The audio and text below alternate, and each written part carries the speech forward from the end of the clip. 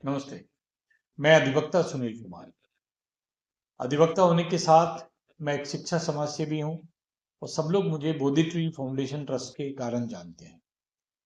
मैं विगत 48 वर्षों से गरीब बच्चों की शिक्षा का ध्यान रखता हूँ और सभी को प्रेरित करते हैं कि जो गरीब उनके लिए काम करते हैं, उनके बच्चों की शिक्षा का ध्यान रखें। ध्यान रहे, गरीबों को पढ़ाएंगे, गरीबों को रोजगार से जोड़ेंगे तो गरीबी मिट जाएगी।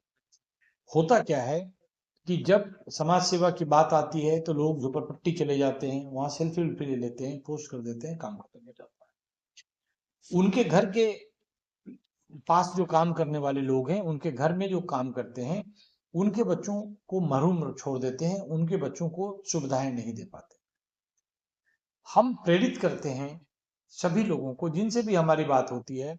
कभी कभी लोग बोर भी होते होंगे कि जब भी मिलते हैं तो हमें यही बात कहते रहते हैं कि गरीब के बच्चों को पढ़ा दीजिए, और गरीब को खोजने मत जाइए, गरीब आपके यहाँ जो आते हैं उनके बच्चों को पढ़ा दीजिए ना। और जिनको भी शिकायत है सरकारी स्कूल से, चलिए मैं आपकी शिकायत दूर कर देता हूँ।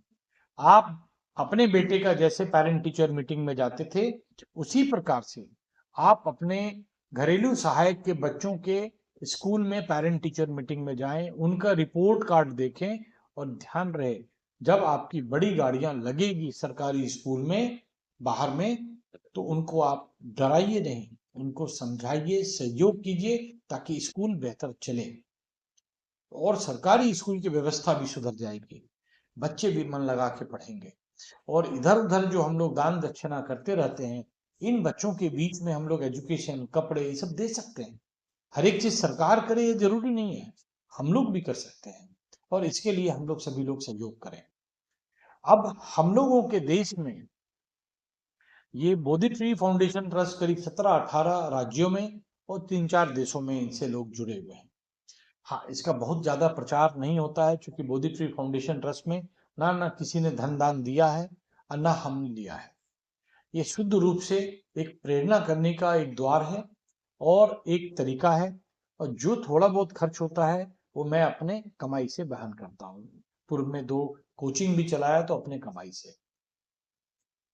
वर्तमान में हम लोग लिविंग लेजेंड देखें, सभी लोग तो जो 50 साल पूर्व नहीं रहे उनको नहीं देखे होंगे, ठीक। विश्वेश्वरैया साहब को किसी ने, अभी वर्तमान काल में पुराने लोग होंगे जो देखे होंगे, लेकिन वर्तमान में लिविंग लेजेंड जो थे अब्दुल कलाम साहब, इनको सभी लोगों ने देखा है, युवा वर्ग भी देखे हैं। जो भी तकनीकी शिक्षा का इंस्टीट्यूट है, कॉलेज है, हम चाहते हैं, हमारी इच्छा है कि वहां इनकी मूर्ति और तस्वीर लगे, क्योंकि ये भारत रत्न है, मिसाइल मैन है, हमारे देश के राष्ट्रपति थे। और अनफॉर्चुनेटली बच्चों को एड्रेस करते हुए ही मंच से ही उनका देहांत हुआ।